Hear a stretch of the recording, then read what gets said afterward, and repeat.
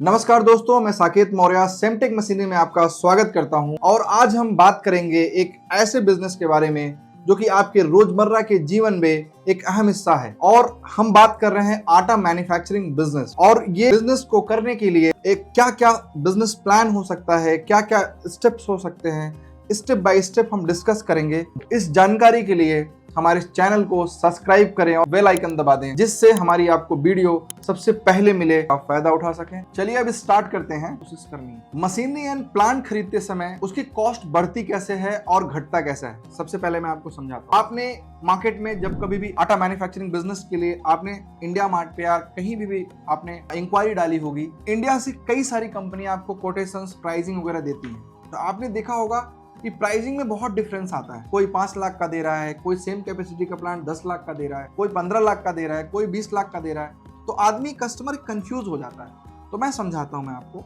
ये चारों सेक्शन जो मैंने आपको बताया था, cleaning section, milling section, sieving section and packaging section. देखिए, हमेशा एक मिलिंग प्लांट में, एक आटा मैन्युफैक्चरिंग प्लांट में मिलिंग हमेशा सेम होता है। मिलिंग सेक्शन हमेशा सेम होता है, चाहे महंगा हो चाहे सस्ता हो। चक्की लगनी है तो चक्की ही लगेगी। बदलता कैसे है? बदलता है क्लीनिंग में।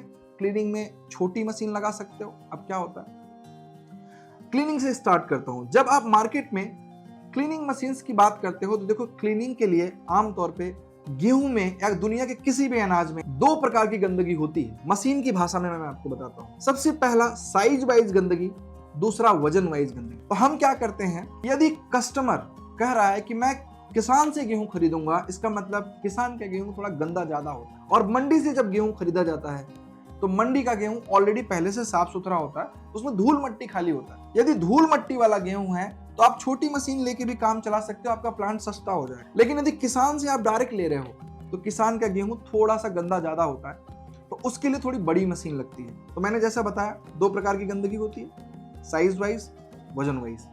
तो साइज वाइज गंदगी को साफ करने के लिए मशीन अलग होती है, जिसे हम कहते हैं सेपरेटर मशीन।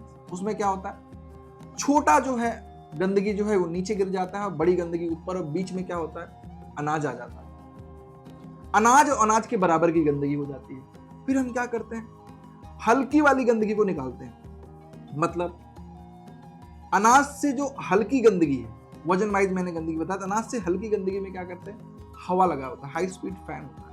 वो फैन क्या करता है, उड़ा देता है पूरा। अब क्या बचा, अनाज बचा, और अनाज से वजन गंदगी बच गई, मतलब कंकड़, पत्थर, मिट्टी, ये सब। उसको निकालने के लिए हमें डिस्टोनर मशीन लगाना पड़ता है, जिसका काम है, जिसे डेंसिटी क्लीनिंग मशीन भी कहते हैं।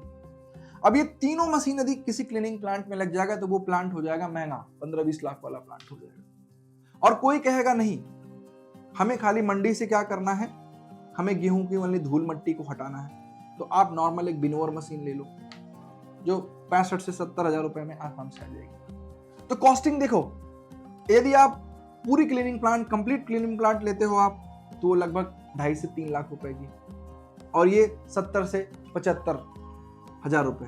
तो इस पे कॉस्ट कितना ज्यादा डिफरेंस आ गया। मैंने जैसा बोला था, मिलिंग सेम हो जाता है, बिलिंग सेम रहता है। अब आता है सीविंग, छानने वाला काम। छानने के लिए यदि आपका प्लांट छोटा है तो आप चौकोर चलना लेके भी छाल सकते हो, जिसकी कॉस्ट बहुत ही कम आती है, 35 से 40 हजार रुपए तक। ठीक है, यदि आप छोटे लेवल का, और बड़ा है थोड़ा सा 65 तक जा सकता है।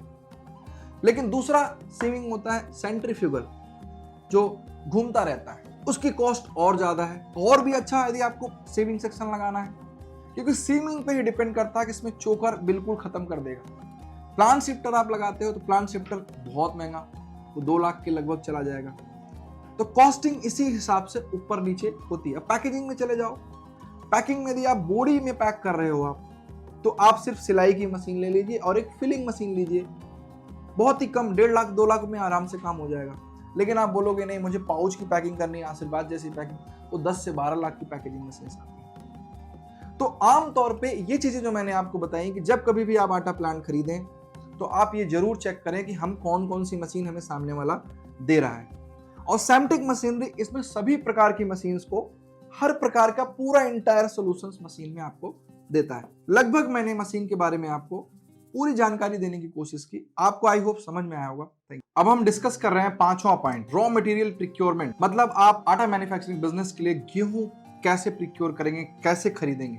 और किन किन बातों पे ध्यान देंगे गेहूं खरीदते समय। देखिए, गेहूं आमतौर पे जैसे मैं अभी पहले भी बता चुका हूं कि आप ये समझना होगा कि गेहूं हम दो तरीके से खरीदते हैं। या तो हम मंडी से खरीद सकते हैं, या तो हम किसान से खरीद सकते हैं। और बहुत सारे कस्टमर ऐसे भी हैं जो डायरेक्ट अपने खेत से भी करते हैं, जिनके पास काफी अच्छा लैंड है। मेरे पास ऐसे भी कस्टमर्स आते हैं। लेकिन आपको फिर भी बाहर से लेना ही पड़ेगा। आपको जब कभी भी गेहूं को खरीदें तो आप इस पर विशेष ध्यान दें कि आपकी जो गेहूं की क्वालिटी है वो कैसी है। अब मैं बताता हूं मोटा मोटा किन बातों के। क्वालिटी मतलब गेहूं में गंदगी कितनी है। ऐसा तो नहीं बहुत ज्यादा गंदगी है किसान से लेते समय, कंकड़ पत्थर बहुत सारे, ठीक है। ऐसा तो नहीं ऐसा गेहूं हम खरीद रहे हैं जिसमें मॉइस्चर बहुत ज्यादा है। देखिए, किसान जो है गेहूं दो तरीके से बेचता है। या तो कटाई के समय बेचता है, या तो फिर सीजन ऑफ होने पे बेचता है, क्योंकि उसको रेट अच्छा चाहिए हो, एमएसपी अच्छी चाहिए हो। तो दोस्तों, गेहूं खरीदते समय हमें मॉइस्चर का विशेष ध्यान दें। क्योंकि क्या होगा कि यदि आपने 100 किलो गेहूं खरीदा है और वो पीसने के बाद 95 केजी हो जाता है, तो मतलब 5 किलो पानी मतलब गेहूं पानी को आपने गेहूं के भाव खरीद लिया, इसमें आपका काफी बड़ा लॉस है।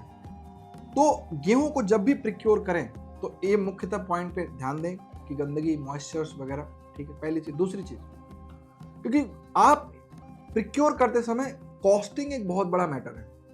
यदि आपने गेहूं गलत कॉस्ट पे खरीद लिया तो आपकी लैंडिंग कॉस्ट खराब हो जाएगी, जिस कॉस्ट पे आपको मार्केट में बेचना है। तो अब इसमें क्या क्या कॉस्ट होता है? ट्रांसपोर्ट कॉस्ट होता है और परचेजिंग कॉस्ट होता है, मॉइस्चर चेक करने का कॉस्ट हो सकता है, ठीक है, लोडिंग अनलोडिंग कॉस्ट हो सकता है।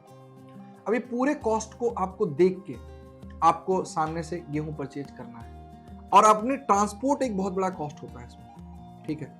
आप जब भी गेहूं को मंगाएं कोशिश करें कि छोटी गाड़ी हो, बड़ी गाड़ी हो, आप पूरी गाड़ी को लगभग भर के मंगाएं। क्योंकि गेहूं ऐसा नहीं है कि खराब हो जाएगा तुरंत। 2 महीने, 4 महीने, 6 महीने, साल भर इसको सही से रखेंगे तो आराम से चल सकता है।